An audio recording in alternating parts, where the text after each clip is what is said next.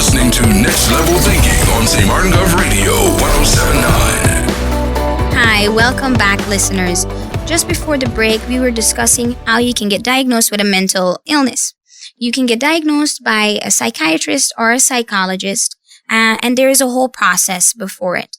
Right before the break, we also realized, and Joyce, you mentioned that, there's a lot of feelings accompanied with getting a diagnosis, right? You mentioned that as a mom, you could feel very guilty. And I guess as other family members as well, you can feel ashamed maybe. Maybe as a person themselves, you can feel very ashamed that you are diagnosed with a mental illness, something that here in St. Martin is kind of taboo. People don't want to talk about that. People don't want to hang out their dirty laundry and mention that there's something mentally wrong with them. It's so much easier to say that, okay, I have a physical illness. I have back pains and I go to the doctor for that. But it's so much more difficult to mention, hey, I have a mental illness. I sometimes struggle with my thoughts and feelings. And often, therefore, people don't look for help. Yes, right. But it is also about understanding. And a physical problem you can see. You can actually see something is going on with your body. You have a broken arm, you see it. So, and people are sometimes afraid for things they cannot see or just don't understand that part. And that's why it's so hard. And sometimes it's like for people to be ashamed because they cannot explain properly why they having those disabilities. Right. And I guess that's also why it's so important and it can be such a relief to get a diagnosis, because a diagnosis is not putting someone in a corner and putting them away as if like you have this, so we'll just put you over there and we can't do anything with you, you're not functioning.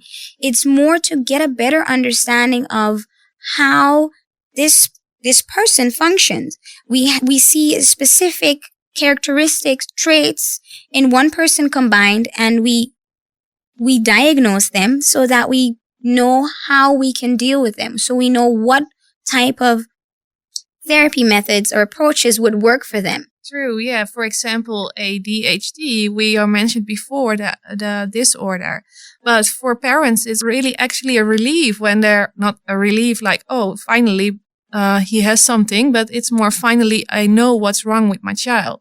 And then we can search for the great approach. We can help him now more than we did before. Exactly. We can start and now. It's not our fault that he has hyperactive problems in school and he cannot sit down on his chair. It's not our fault.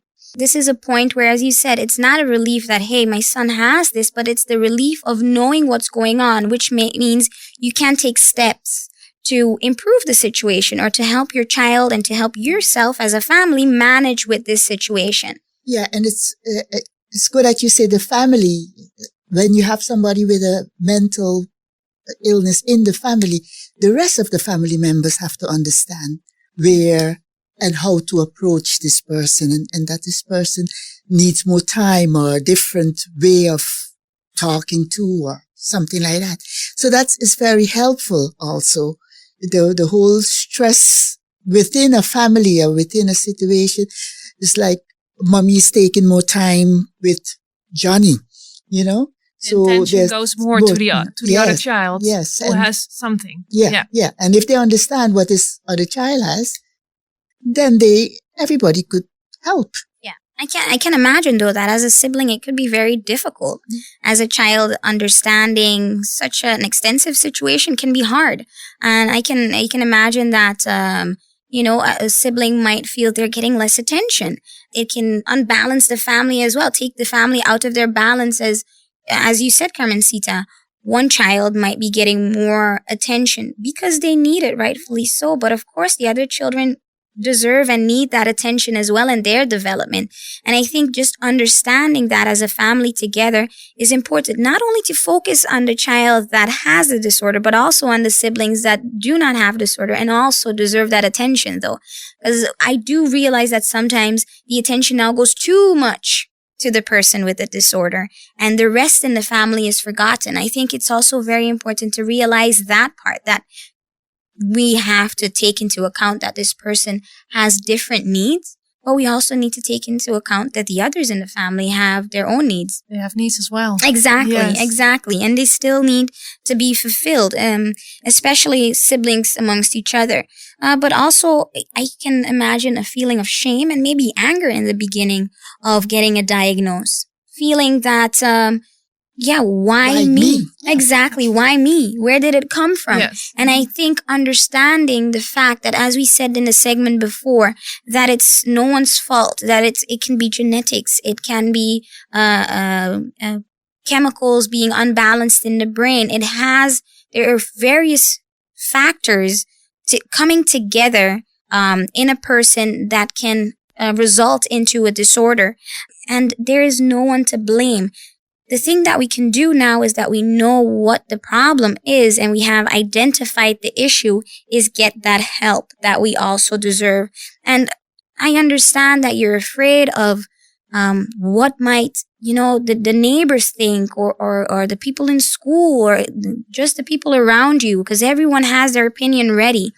But stopping yourself from getting that help, from finding a psychologist or a psychiatrist that can help you along, that can give you treatment, that can help you manage your disorder, we know that will only stop you from improving. And sometimes if you do not get help for a mental disorder, it can only get worse. Statistics have shown that 60% of mental health patients in the Caribbean are less likely to have received mental health treatment or counseling. That's a lot of people. That is a lot. That's a lot of people. And they deserve that help to get better. True, but they also deserve that we are open up the communication about those subjects. Exactly. Because, now we are starting on the radio, really glad with it that we are bringing it up. But there is so much indoors what not talked about it because of all the things we already discussed. Yeah.